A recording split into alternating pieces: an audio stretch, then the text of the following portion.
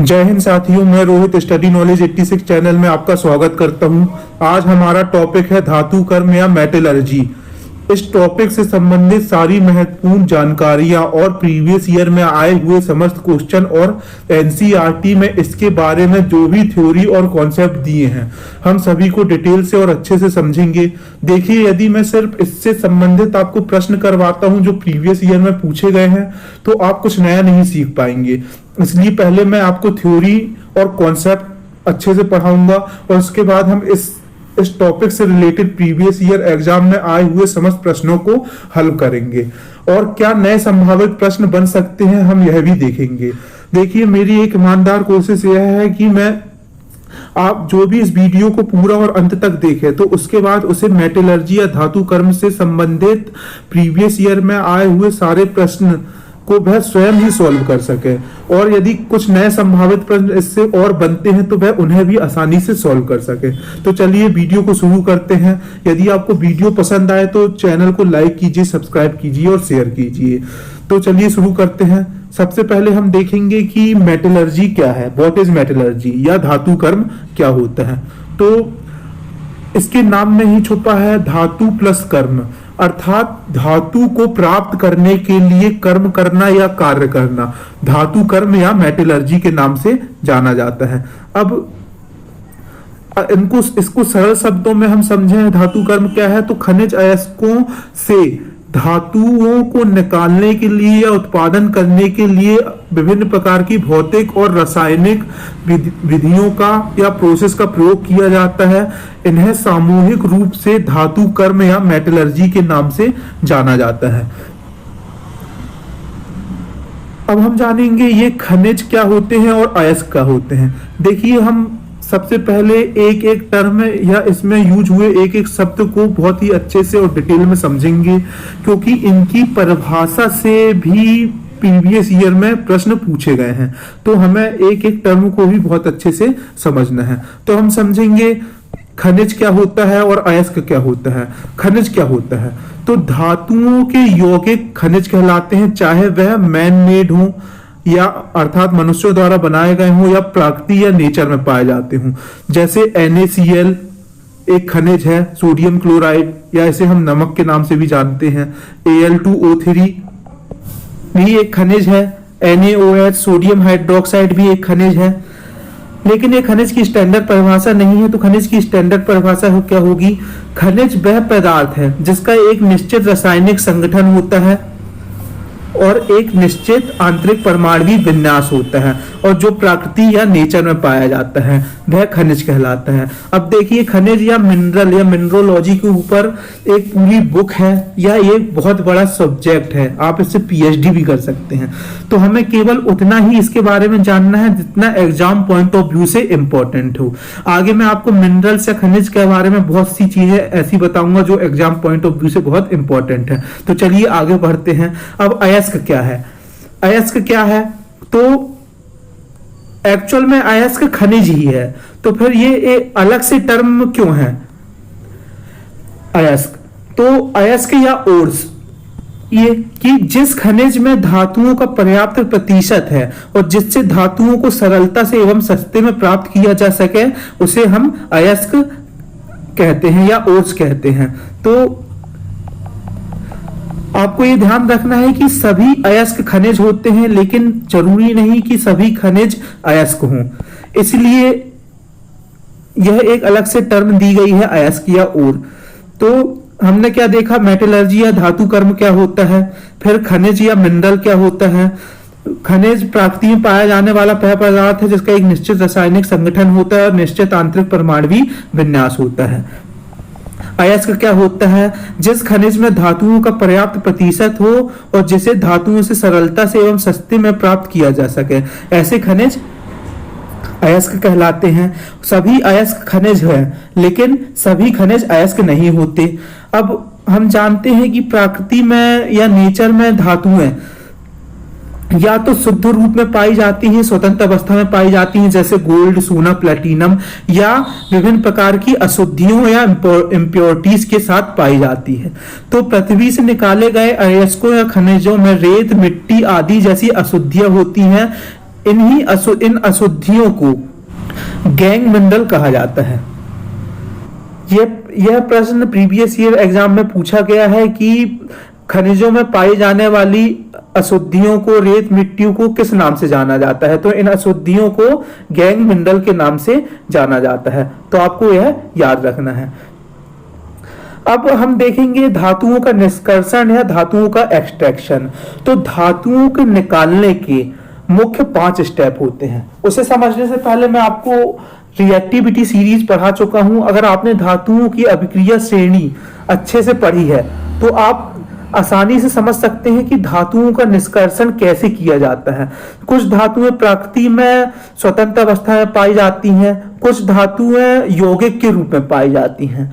तो reactivity series में मैं आपको पढ़ा चुका हूं, जैसे sodium, potassium, calcium, magnesium, aluminium, ये सभी धातुएं अत्यधिक क्रियाशील होती हैं। तो जो धातुएं अत्यधिक क्रियाशील होती हैं तो उन्हें आसानी से उनसे इंप्योरिटीज को अलग नहीं किया जा सकता और वह स्वतंत्र रूप में नहीं पाई जाती। तो इन धातुओं को विद्युत अपघटन की अभिक्रिया के द्वारा अलग किया जाता है। तो कभी आपसे प्रश्न पूछा जा सकता है कि पोटेशियम को या सोडियम को किस प्रक्रिया या किस विधि के द्वारा उसका निष्कर्षण किया जाता है? तो उसका निष्कर्षण विद्युत अपघटन विधि के द्वारा किया जाता है। यदि मैं आपसे बोलूं, कुछ धातुएं ऐसी होती हैं जो मध्यम क्रियाशील होती हैं, अर्थात वह आसानी से तो अभिक्रिया नहीं करती, लेकिन जैसे गर्म जल के साथ या गर्म जल के साथ या एसिड के साथ रिएक्ट करती हैं। तो इस प्रकार की धातुओं का निष्कर्षण, या जो सल्फाइड के रूप में प्रकृति में पाई जाती हैं, तो इस प्रकार की धातुओं का निष्कर्षण रोस्टिंग और कैल्सिनेशन विधि के द्वारा किया जाता है। अब ये रोस्टिंग या कैल्सिनेशन विधि, रोस्टिंग का मतलब होता है भर्जन और कैल्सिनेशन मतलब होता है निस्तापन। अब ये भर्जन क्या होता है, निस्तापन क्या होता है, यह हम डिटेल्स में अच्छे से जानेंगे। तो जो मध्यम क्रियाशील धातुएं हैं उनसे धातुओं का निष्कर्षण कैसे किया जाता है? रोस्टिंग और कैल्सिनेशन के द्वारा। ये एग्जाम में प्रश्न पूछे गए हैं, आपको ध्यान रखना है कि जो सर्वाधिक क्रियाशील या अधिक क्रियाशील धातुएं होती हैं, जो मोस्टली रिएक्टिव धातुएं होती है, जैसे sodium, potassium, calcium, magnesium, aluminium, इनका निष्कर्षण कैसे किया जाता है? विद्युत अपघटन की विधि द्वारा। अब यह विद्युत अपघटन की विधि क्या होती है यह हम अभी आगे अच्छे से समझेंगे। जो धातुएं मध्यम क्रियाशील होती हैं, जो एसिड से रिएक्ट करती हैं, गर्म जल से रिएक्ट करती हैं, उनका निष्कर्षण कैसे किया जाता है? तो रोस्टिंग और कैल्सिनेशन विधि द्वारा उनका निष्कर्षण किया जाता है। अब ये रोस्टिंग और कैल्सिनेशन विधि क्या है, इससे प्रीवियस ईयर में कैसे प्रश्न बने हैं और बहुत ही अच्छे प्रश्न इस टॉपिक से बने हैं, ये हम अभी आगे डिटेल में समझेंगे। कुछ धातुएं जो होती हैं वह बहुत ही कम क्रियाशील होती हैं, नेचर में स्वतंत्र पाई जाती हैं, जैसे सोना, चांदी, गोल्ड या प्लेटिनम, पारा, कॉपर। कॉपर नेचर में सल्फाइड के रूप में भी पाया जाता है और ऑक्साइड के रूप में पाया जाता है, जैसे CuO। कोई भी धातु आपको प्रकृति में कोई भी धातु ऐसे ही नहीं मिल जाएगी, या तो वह किसी इम्प्योरिटीज के साथ मिलेगी या फिर वह स्वतंत्र अवस्था में पाई जाएगी। इम्प्योरिटीज में भी धातु या तो ऑक्साइड के रूप में मिलती है, या सल्फेट के रूप में मिलती है, या कार्बोनेट के रूप में मिलती है। तो जो कम क्रियाशील धातु हैं वह उनका निष्कर्षण आसानी से किया जाता है या स्वतंत्र रूप में ही पाई जाती है। उनके लिए किसी भी ज्यादा बहुत ही भारी मेथड की आवश्यकता नहीं होती, जैसे गोल्ड या प्लेटिनम शुद्ध रूप में ही प्रकृति में पाया जाता है। तो चलिए किस धातु का निष्कर्षण कैसे किया जाता है यह हम आगे डिटेल में समझते हैं। तो अयस्कों का समृद्धिकरण या धातुओं का शुद्धिकरण, इसको हम सरल शब्दों में बोल सकते हैं, कैसे किया जाएगा? तो पृथ्वी से प्राप्त अयस्कों में रेत, मिट्टी आदि जैसी अशुद्धियां होती जिन्हें हम गैंग के नाम से जानते हैं। आपको यह नाम याद रखना है, पेपर में कई बार पूछा जा चुका है। धातुओं के निष्कर्षण से पूर्व इन अशुद्धियों को हटाना आवश्यक होता है, जिसके लिए विभिन्न प्रक्रियाओं का प्रयोग किया जाता है। यह इम्प्योरिटीज कैसे हटेंगी, ये इनकी फिजिकल और केमिकल प्रॉपर्टीज पर निर्भर करता है। कभी कभी ये इम्प्योरिटीज सीधे, कभी कभी सिंपल मेथड से, या जैसे हमने वॉश कर दिया या धुल दिया या पानी की बौछार मार दी, उनसे भी हट जाती है। या कभी कभी हमें केमिकल मेथड्स का प्रयोग करना पड़ता है, विद्युत अपघटन विधि का प्रयोग करना पड़ता है। तो धातुओं के निष्कर्षण के लिए, धातुओं को प्राप्त करने के लिए मुख्य 5 स्टेप हैं। सबसे पहला है क्रशिंग ऑफ ओर। अब क्रशिंग क्या होता है, मतलब धातुओं को छोटे छोटे टुकड़ों में बांट देना या धातुओं को पीस कर पाउडर बना देना। अब क्रशिंग आपको पता है, इसके लिए क्रशिंग अब छोटे पैमाने पर नहीं की जाती, इसके लिए बड़ी बड़ी क्रशर्स मशीन लगाई जाती है, आपने सुना होगा। जैसे हमारे जो भी बिल्डिंग कंस्ट्रक्शन में जो भी गिट्टी होती है, जो भी वह गिट्टी कौन से मिनरल कौन से खनिज की होती है, तो वह डोलेराइट की होती है या बेसाल्ट की होती है। तो बेसाल्ट या डोलेराइट बहुत ही बड़े बड़े ब्लॉक्स में पाया जाता है पृथ्वी में, वैसे छोटे छोटे पार्ट में नहीं पाया जाता है। तो उनकी क्रशिंग की जाती है बड़ी बड़ी क्रशर मशीन द्वारा, बड़े बड़े रोलर द्वारा उनका पीस कर पाउडर बनाया जाता है। तो कोई भी खनिज की इनिशियल स्टेट, उसको शुद्ध करने की क्या होती है, आपने देखा, तो उसको आप तोड़ने की ही कोशिश करेंगे, छोटे छोटे पार्ट में बांटेंगे। फिर उसकी दूसरी स्टेज क्या है, इसकी दूसरी स्टेज है कंसंट्रेशन ऑफ ओर या अयस्कों का प्रारंभिक शुद्धिकरण। अब ये कंसंट्रेशन क्या है, कंसंट्रेशन मतलब होता है इनिशियल प्यूरिफिकेशन। इनिशियल प्यूरिफिकेशन, जैसे आपको कोई खनिज मिला तो आपने उसको पानी से वॉश कर दिया, या उसमें बहुत सारे कंकड़ पत्थर की अशुद्धि है, उसको आपने बीन दिया या उसकी आपने छटाई कर दी या छन्ने से छान लिया, तो यही कंसंट्रेशन कहलाता है। तो कंसंट्रेशन की मुख्य 4 स्टेप होते हैं जिनसे प्रीवियस ईयर एग्जाम में बहुत सारे प्रश्न बनाए जाते हैं। तो हम आगे इसको डिटेल में और अच्छे से समझेंगे। फिर तीसरा स्टेप क्या होगा, conversion of ores into metal oxide.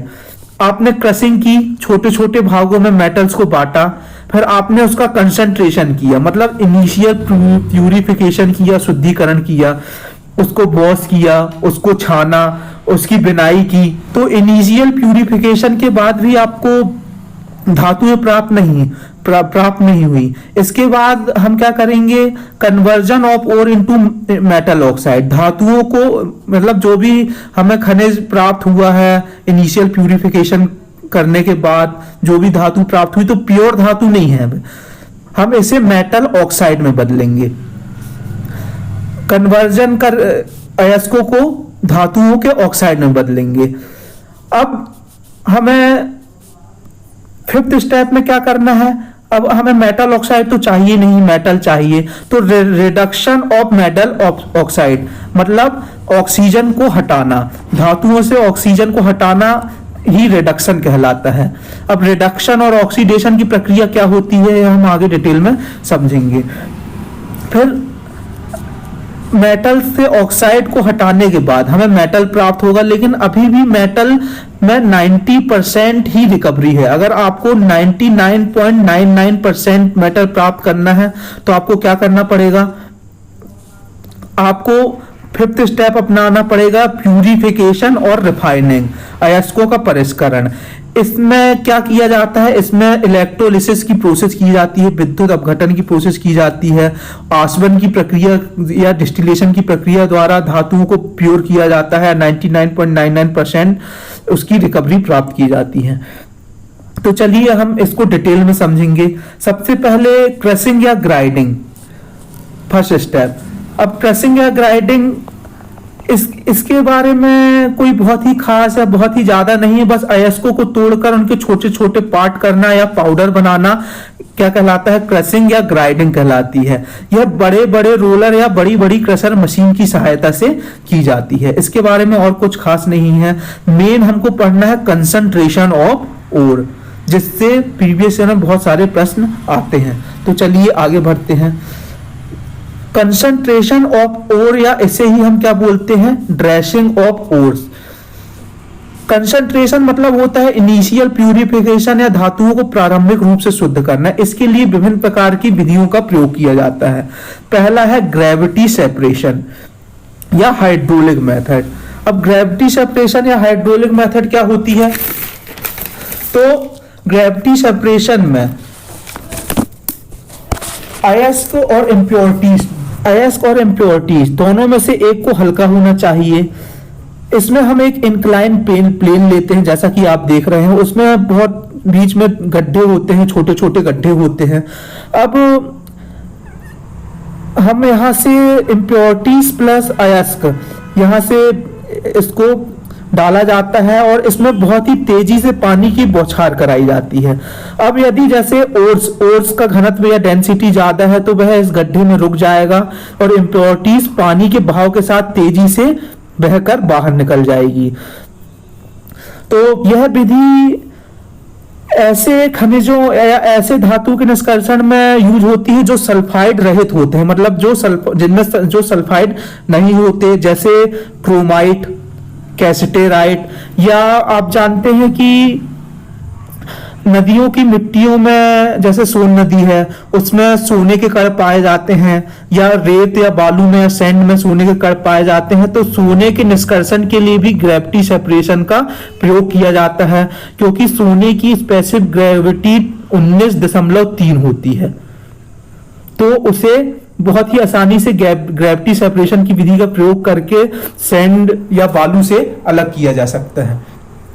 तो हमने देखे ग्रेविटी सेपरेशन क्या है। ग्रेविटी सेपरेशन के लिए एक इंक्लाइन प्लेन होता है, इसमें बीच बीच में छोटे छोटे बहुत सारे गड्ढे होते हैं। अब ग्रेविटी सेपरेशन के लिए अयस्क और इम्प्योरिटीज दोनों में से कोई एक हल्का होना चाहिए, चाहे इम्प्योरिटीज हल्की हो चाहे अयस्क हल्का हो। अब जो भी भारी चीज होगी वह पानी की बौछार मारने पर गड्ढे में रुक जाएगी और हल्की चीज या इम्प्योरिटीज पानी के बहाव के साथ बाहर निकल जाएगी। तो ये विधि सल्फाइड रहित धातुओं के लिए प्रयोग की जाती है। आपसे पूछा जा सकता है कि सल्फाइड रहित धातुओं या अयस्कों के निष्कर्षण के लिए कौन सी विधि का प्रयोग किया जाता है, तो ग्रेविटी सेपरेशन का प्रयोग किया जाता है। इसके उदाहरण क्या है, क्रोमाइट है, कैस्टेराइट है, या सोने के कण को या गोल्ड के कण को सैंड से या बालू से अलग करना या नदी की मिट्टी से अलग करना, यह ग्रेविटी सेपरेशन के द्वारा किया जाता है। तो चलिए आगे बढ़ते हैं। नेक्स्ट है मैग्नेटिक सेपरेशन। अब कुछ धातुएं ऐसी होती हैं जिनमें मैग्नेटिक प्रॉपर्टी होती है या चुंबकीय गुण होता है। तो मैग्नेटिक सेपरेशन की विधि में अयस्क और इम्प्योरिटीज दोनों में से एक में मैग्नेटिक प्रॉपर्टी होनी चाहिए और एक में नॉन मैग्नेटिक प्रॉपर्टीज होनी चाहिए। अब यह प्रक्रिया होती क्या है, इसमें दो बड़े बड़े व्हील्स लिए जाते हैं। ये व्हील्स मैग्नेटिक प्रॉपर्टी, ये व्हील्स मैग्नेटिक या चुंबक के होते हैं, इनमें मैग्नेटिक प्रॉपर्टी होती है। अब इसमें एक पट्टी होती है, इस पट्टी में इम्प्योरिटीज और ओर्स को डाला जाता है। अब यह पट्टी चलायमान होती है, ये चलती रहती है। अब ओर्स जिसमें मैग्नेटिक प्रॉपर्टीज है वो इस व्हील्स में आकर चिपक कर, ये आप देख रहे हैं, नीचे निकल जाते हैं, जबकि इम्प्योरिटीज आगे बाहर गिर जाती है। तो यह प्रक्रिया उनमें यूज की जाती है जिसमें मैग्नेटिक प्रॉपर्टी पाई जाती है। जैसे उदाहरण के लिए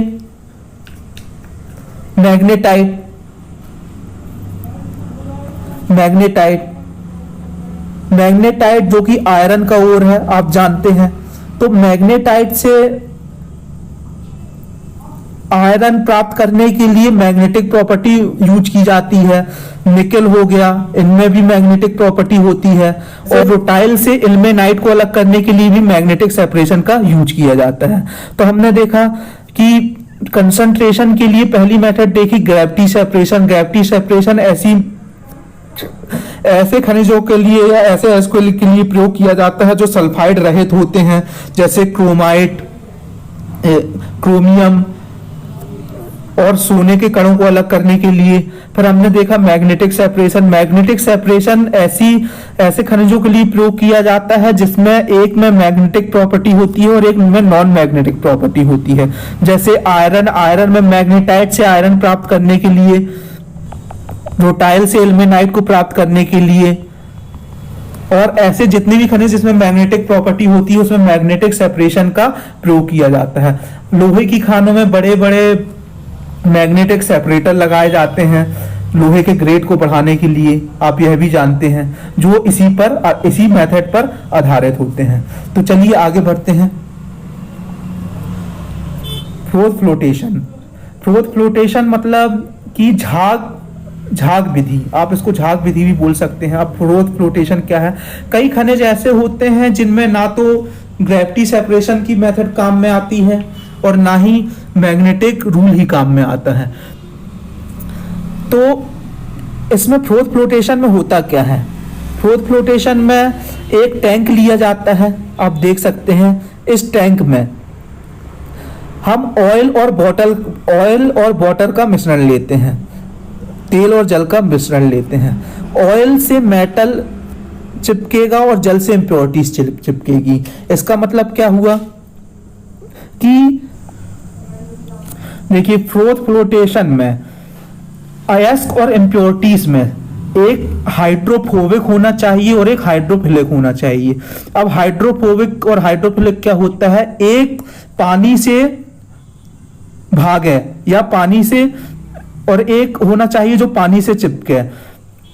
अर्थात हम देखेंगे कि जो ओर होगा वह ऑयल से चिपकेगा, मतलब उसमें ऐसी प्रॉपर्टी होगी कि वह ऑयल से चिपकेगा, और जो इम्प्योरिटीज होगी वह पानी से चिपकेगी या पानी में घुल जाएगी। तो हम एक टैंक लेंगे जिसमें ऑयल और वाटर का मिश्रण होगा। अब ऑयल से मेटल चिपकेगा जबकि जल से इम्प्योरिटीज चिपकेगी या जल में इम्प्योरिटीज घुल जाएगी। अब हम मिश्रण को हिला देंगे या एजिटेट कर देंगे या शेक कर देंगे। आपने कॉफी मशीन देखी होगी, तो कॉफी बनाते समय आप देखे होंगे कि उसमें एक पाइप रहता है, उससे एयर निकलती है और बहुत ही तेजी से एयर निकलती है, जिससे कॉफी शेक हो जाती है, एजिटेट हो जाती है। एजिटेट का मतलब होता है किसी भी चीज को उत्तेजित कर देना या एक्साइट कर देना। यह एक सिनोनिम्स भी है जो अक्सर आपसे एग्जाम में पूछा जाता है। तो शेक करने से होगा क्या कि जो भी मेटल के कण हैं वो ऑयल के साथ चिपककर ऊपर आ जाएंगे झाग के रूप में, जैसा कि आप देख सकते हैं। और जो भी इम्प्योरिटीज है वह पानी में नीचे बैठ जाएगी। तो यह फ्रोथ फ्लोटेशन की प्रक्रिया सामान्यतः सल्फाइड अयस्क के लिए प्रयोग की जाती है, क्योंकि सल्फाइड अयस्क ही ऑयल से चिपकता है। तो आपको ध्यान रखना है, जैसे मैं बोलूं जिंक सल्फाइड, लेड सल्फाइड, इसके लिए फ्रोथ फ्लोटेशन की प्रक्रिया प्रयोग में की जाती है।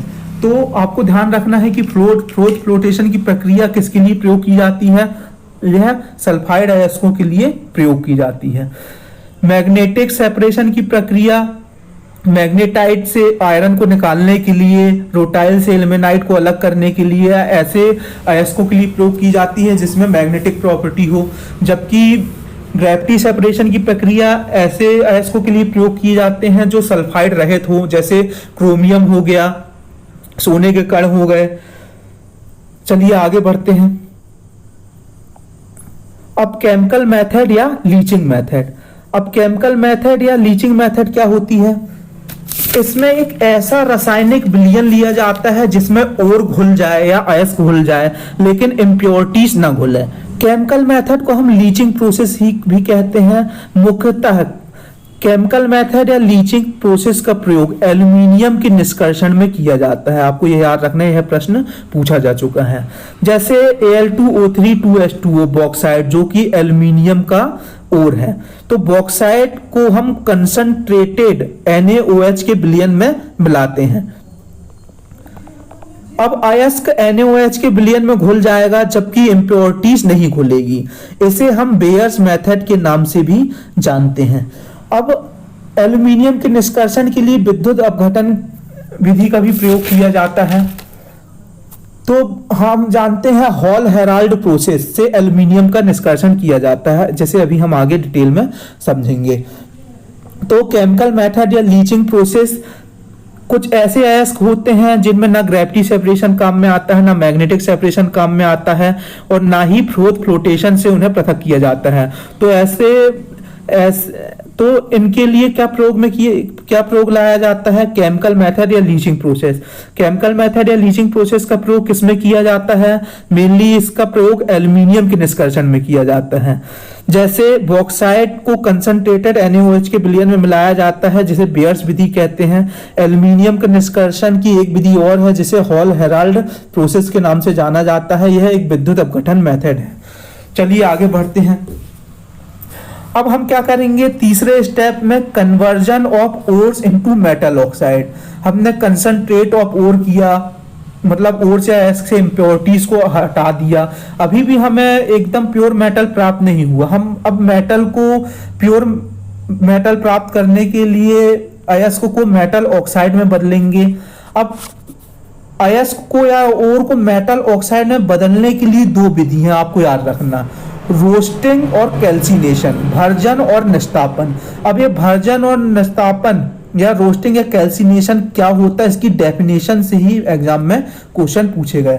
आपको याद रखना है, रोस्टिंग की प्रोसेस प्रयोग की जाती है सल्फाइड के लिए, और कैल्सिनेशन या निस्तापन की प्रोसेस की जाती है कार्बोनेट अयस्क के लिए। आप याद कैसे रखेंगे, आप देखिए रोस्टिंग में ST आ रहा है, तो रोस्टिंग मतलब S मतलब सल्फाइड, कार्बोनेट में Ca आ रहा है, मतलब कैल्सिनेशन का Ca मतलब कार्बोनेट, रोस्टिंग में ST मतलब सल्फाइड। आप ऐसे याद रख सकते हैं बहुत ही आसानी से।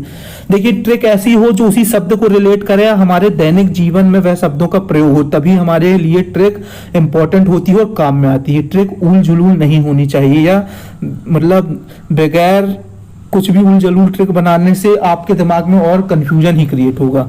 तो रोस्टिंग सल्फाइड के लिए प्रयोग की जाती है और कैल्सिनेशन कार्बोनेट के लिए। अब दोनों ही विधियों के द्वारा अयस्क को मेटल ऑक्साइड में बदला जाता है, आपको ध्यान रखना है। फिर इनमें अंतर क्या है, तो चलिए आगे समझते हैं रोस्टिंग और कैल्सिनेशन होती क्या है। तो रोस्टिंग हमने देखा, रोस्टिंग मतलब ST मतलब सल्फाइड, यह विधि सल्फाइड के लिए प्रयोग की जाती है, मतलब सल्फाइड अयस्कों से मेटल को प्राप्त करने के लिए रोस्टिंग, मेटल ऑक्साइड में बदलने के लिए रोस्टिंग का प्रयोग किया जाता है। जबकि कार्बोनेट को मेटल ऑक्साइड में बदलने के लिए कैल्सिनेशन या निस्तापन का प्रयोग किया जाता है। रोस्टिंग मतलब अयस्क को वायु की उपस्थिति में गर्म करके मेटल ऑक्साइड में बदलना रोस्टिंग या भर्जन कहलाता है। और अयस्क को वायु की अनुपस्थिति में या एब्सेंस ऑफ एयर या फिर वायु की सीमित मात्रा में गर्म करके मेटल ऑक्साइड में बदलना क्या कहलाता है, कैल्सिनेशन कहलाना। बहुत ही माइनर डिफरेंस है, आपको याद रखना है। Heating in the presence of oxygen, यह पूछा गया है एग्जाम में, heating in the presence of oxygen, उसे क्या कहेंगे, रोस्टिंग। और heating in the absence of oxygen या लिमिटेड मात्रा में क्या कहेंगे, कैल्सिनेशन। आपको ध्यान रखना, जैसे मैं ZnS को आपने देखा, ZnS को ऑक्सीजन की उपस्थिति में मैंने गर्म किया तो क्या बना, जिंक ऑक्साइड बन गया और इससे सल्फर डाइऑक्साइड अलग हो गई। इसी प्रकार मैंने ZnCO3 मतलब जिंक के कार्बोनेट अयस्क को लिया और मैंने क्या देखा, अब इसमें ऑक्सीजन तो पहले से ही है, तो हमने इसको सीधे गर्म किया तो हमें क्या प्राप्त हुआ, जिंक ऑक्साइड प्राप्त हुआ और कार्बन डाइऑक्साइड गैस के रूप में बाहर निकल गई। तो आप समझ गए होंगे रोस्टिंग और कैल्सिनेशन मेथड क्या होती है। चलिए आगे पढ़ते हैं। अब हम फोर्थ स्टेप में क्या करेंगे, हमें मेटल ऑक्साइड तो नहीं चाहिए, हमें मेटल चाहिए। तो रिडक्शन ऑफ मेटल ऑक्साइड मतलब मेटल ऑक्साइड से ऑक्सीजन को हटाना। अब यह कैसे करेंगे, अब रिडक्शन क्या होता है, रिडक्शन मतलब होता है ऑक्सीजन को हटाना। आपने सुना होगा रिडक्शन और ऑक्सीडेशन। ऑक्सीडेशन का मतलब होता है ऑक्सीजन का मिलना और हाइड्रोजन का कम हो जाना, क्या कहलाता है, ऑक्सीडेशन कहलाता है। जबकि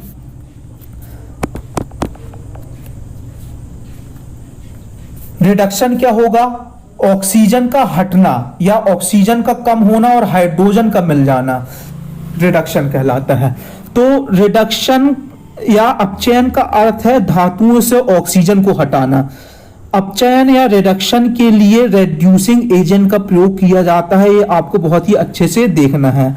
जैसे कार्बन या कोक, कार्बन मोनोडाइऑक्साइड, हाइड्रोजन और NH3 मतलब कार्बन मोनोडाइऑक्साइड, हाइड्रोजन और अमोनिया, यह रेड्यूसिंग एजेंट है। यह पेपर में पूछा जा चुका है और इससे बहुत ही अच्छे प्रश्न बने हैं। हम नेक्स्ट वीडियो में देखेंगे कि इससे किस तरह के प्रश्न बनाए गए हैं।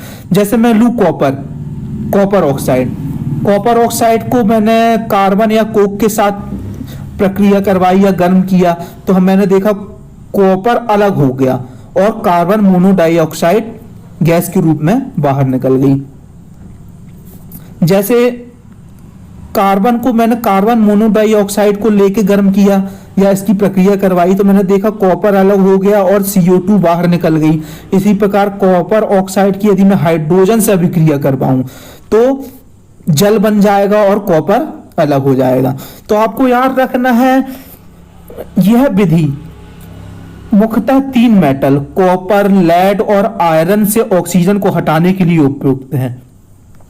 ध्यान रखना है कॉपर, जैसे मैं यहाँ पे लेड ऑक्साइड ले लूं फिर कोक के साथ गर्म करूं या कार्बन मोनोडाइऑक्साइड लूं या हाइड्रोजन लूं या फिर मैं आयरन ले लूं तो यह विधि मुख्यतः कॉपर, लेड और आयरन के लिए ही यूज की जाती है।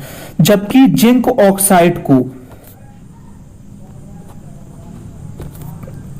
कोक के साथ केवल और केवल कोक या कार्बन के साथ ही अलग किया जाता है। आपको याद रखना है, आपको आ सकता है जिंक ऑक्साइड के लिए कौन से रेड्यूसिंग एजेंट का प्रयोग किया जाता है, कार्बन या कोक का। जिंक, जिससे जिंक अलग हो जाता है, कार्बन मोनोडाइऑक्साइड गैस के रूप में अलग हो जाती है। जबकि ऑक्साइड के अपचयन या रिडक्शन ऑफ मेटल ऑक्साइड का प्रयोग केवल 3 मेटल के लिए किया जाता है। वह कौन से हैं? कॉपर, लेड और आयरन। तो चलिए आगे बढ़ते हैं। आप इसे फिर से रिवाइज करके देखिए यदि आपको समझ में नहीं आया। मैंने इसे बहुत ही अच्छे से समझाने की कोशिश की है। अब कुछ मेटल ऐसे होते हैं जो बिल्कुल स्वतंत्र अवस्था में पाए जाते हैं और सिर्फ उन्हें यदि गर्म कर दिया जाए या वॉश कर दिया जाए तो वह प्राप्त हो जाते हैं। जैसे सिल्वर ऑक्साइड, या यह बहुत ही लेस स्टेबल होता है। इसे सिर्फ गर्म करने पर इससे ऑक्सीजन निकल जाती है और हमें सिल्वर प्राप्त हो जाता है। इसी प्रकार पारा, सिनेबार से यदि हमें पारा अलग करना है, सिनेबार किसका अयस्क है? पारे का है, HgO। तो हम सिर्फ इसे गर्म कर देंगे, हीट कर देंगे तो इससे ऑक्सीजन निकल जाएगी और हमें पारा प्राप्त हो जाएगा। जैसे सिल्वर ऑक्साइड है, इसे गर्म करने पर ही हमें सिल्वर या चांदी प्राप्त हो जाएगा। इसी प्रकार गोल्ड है। तो अब जैसे कुछ potassium, sodium, calcium, magnesium, aluminium, ये इतने अत्याधिक रिएक्टिव एलिमेंट है या मोस्ट रिएक्टिव एलिमेंट है कि इनका ऑक्साइड बहुत ही ज्यादा स्टेबल होता है। तो यह किसी से भी रेड्यूस नहीं होते। मतलब चाहे हम कोई भी रेड्यूसिंग एलिमेंट का प्रयोग करें, कोक का यूज करें, कार्बन मोनोडाइऑक्साइड का यूज करें, हाइड्रोजन का यूज करें या फिर अमोनिया का यूज करें, यह इन किसी से भी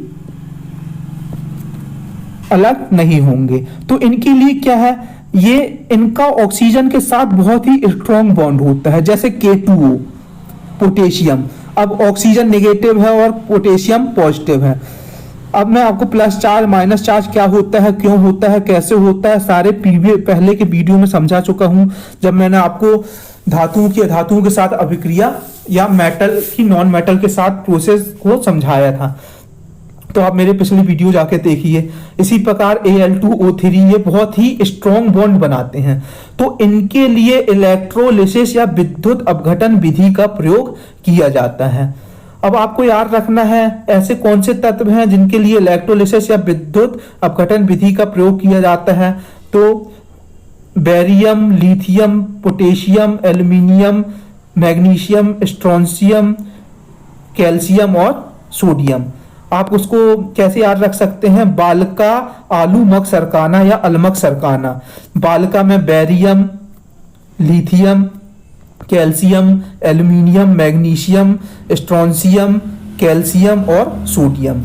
बालका, अलमक सरकाना। यह पूछा गया है या पूछा जा सकता है आपसे कि कौन से ऐसे एलिमेंट या तत्व हैं जिनके एक्सट्रैक्शन के लिए, निष्कर्षण के लिए विद्युत अपघटन या इलेक्ट्रोलिसिस मेथड का प्रयोग किया जाता है। तो चलिए आगे बढ़ते हैं। अब हमने देखिए धातुओं को धातुओं को कंसंट्रेशन कर लिया, धातुओं को मेटल ऑक्साइड में बदला, फिर उससे ऑक्सीजन को हटा दिया। अब हमें जो भी धातु प्राप्त हुई है, अभी भी उसमें मेटल का परसेंटेज केवल 90% है या 95% है या 80% है। हमें 99.99% मेटल प्राप्त करने के लिए उसको रिफाइनिंग या प्यूरिफिकेशन करना पड़ेगा, जो कि अंतिम स्टेप है, या धातुओं का परिष्करण करना पड़ेगा। अब धातुओं से अपद्रव्य को हटाने के लिए सबसे अधिक उपयोगी विधि विद्युत अपघटन या इलेक्ट्रोलिसिस की प्रोसेस ही है। तो फिर इतनी पंचायत क्यों की जाती है, केवल इलेक्ट्रोलिसिस की प्रोसेस ही क्यों नहीं की जाती? तो देखिए, इलेक्ट्रोलिसिस की प्रोसेस बहुत ही महंगी प्रोसेस होती है। अब मान के चलिए वो मेटल की कीमत बाजार में 50 रुपए है और आप इलेक्ट्रोलिसिस की प्रोसेस करके मेटल को प्राप्त करते हैं और इस मेथड को प्रयोग करने में आपके 200 रुपए खर्च हो जाते हैं। तो इससे आपको फायदा क्या हुआ? इससे अच्छा तो आप मेटल नहीं निकालते। इसलिए जरूरी है यह तय करना कि किस खनिज के निष्कर्षण में कौन सी विधि सस्ती होगी या वह कॉस्टली तो नहीं पड़ेगी। तो इसीलिए इलेक्ट्रोलिसिस की प्रोसेस हर किसी मेटल में प्रयोग नहीं की जाती। तो धातु से अपद्रव्य को हटाने के लिए सबसे अधिक उपयोगी विधि कौन सी है, यह भी पूछा गया है। विद्युत अपघटनी या इलेक्ट्रोलिसिस प्रोसेस। इससे धातुओं की 99.99% मात्रा प्राप्त की जा सकती है। अब यह विद्युत अपघटन की प्रक्रिया होती क्या है? तो देखिए, इलेक्ट्रोलिसिस वह प्रक्रिया है जिसमें रासायनिक यौगिक को विद्युत धारा प्रवाहित करके उसके रासायनिक बंधों को तोड़ दिया जाता है। अब विद्युत अपघटन की प्रक्रिया कोई छोटी मोटी प्रक्रिया नहीं है। तो जैसे मैं आपको बताऊं, 1800 में विलियम रिटर ने विद्युत अपघटन की प्रक्रिया का प्रयोग करके हाइड्रोजन और ऑक्सीजन को अलग किया था। इसी प्रकार 1807 में हम्फ्री डेवी ने विद्युत अपघटन की प्रक्रिया का प्रयोग करके पोटेशियम, सोडियम, बेरियम, मैग्नीशियम की खोज की थी। अब हेनरी मॉइजन, आपको याद रखना, हेनरी मॉइजन एक नाम है। इन्होंने विद्युत अपघटन की प्रक्रिया का प्रयोग करके फ्लोरीन की खोज की थी। ठीक है, आपको याद रखना है हेनरी मॉइजन एक वैज्ञानिक है जिन्होंने विद्युत अपघटन की प्रक्रिया का प्रयोग करके फ्लोरीन की खोज की थी। अब इसी प्रकार विद्युत अपघटन की प्रक्रिया की हॉल हेराल्ड प्रोसेस भी है, जिससे एल्यूमिनियम का निष्कर्षण किया जाता है। अब कास्टनर केल्नर अभिक्रिया है जिससे सोडियम हाइड्रोक्साइड का निर्माण किया जाता है। यह भी विद्युत अपघटन की प्रोसेस है। विद्युत अपघटन का फैराडे का विद्युत अपघटन का नियम भी है। तो विद्युत अपघटन अपने आप में एक बहुत बड़ा टॉपिक है जो एग्जाम पॉइंट ऑफ व्यू से बहुत इंपॉर्टेंट है। यदि आप मुझे कमेंट करके बताएंगे तो विद्युत अपघटन या इलेक्ट्रोलिसिस के बारे में मैं एक अलग से वीडियो बना दूंगा। तो विद्युत अपघटन, इसमें शुद्ध धातु पर कैथोड निक्षेपित होता है और अशुद्धियां एनोड पर निक्षेपित होती हैं। इसमें दो रॉड का प्रयोग किया जाता है, एक कैथोड होती है और एक एनोड होती है। अब और इसमें एक विलयन लिया जाता है। अब यह जो सोल्ट विलयन है वह उसी धातु का होना चाहिए जो मेटल आप निकाल रहे हैं। अब जो कैथोड से हम सोडियम क्लोराइड से सोडियम का निष्कर्षण करें तो हम इसमें कैथोड लेंगे। आपको याद रखना है, जो भी अभी हमें मेटल प्राप्त हुआ है जो इम्प्योर मेटल है ना, वह एनोड होगा। उसकी किसकी छड़ होगी? एनोड की। और जो कैथोड की छड़ होगी वह प्योर मेटल की होगी। यह हमारे पास पहले से होगी जो हम इसमें लगाएंगे। और जो यह सॉल्ट सोल्यूशन होगा, तो जो सॉल्ट सोल्यूशन होगा वह उसी मेटल का होगा, है ना, जो मेटल हम निकाल रहे हैं। अब इसमें सोडियम, इसमें विद्युत धारा प्रवाहित की जाएगी और धीरे धीरे एनोड से सोडियम निकलकर कैथोड की ओर निक्षेपित होता जाएगा। क्योंकि सोडियम में कैसा चार्ज होता है आपको पता है, सोडियम में पॉजिटिव चार्ज होता है और कैथोड में कैसा चार्ज होता है? नेगेटिव। तो पॉजिटिव चार्ज नेगेटिव की तरफ निक्षेपित होता जाएगा और धीरे धीरे एनोड की जो छड़ है वह पतली होती जाएगी और कैथोड की छड़ मोटी होती जाएगी। तो आज के लिए इतना ही दोस्तों। आपको यह वीडियो कैसा लगा? यदि यह वीडियो पसंद आया हो तो चैनल को लाइक कीजिए, सब्सक्राइब कीजिए, शेयर कीजिए।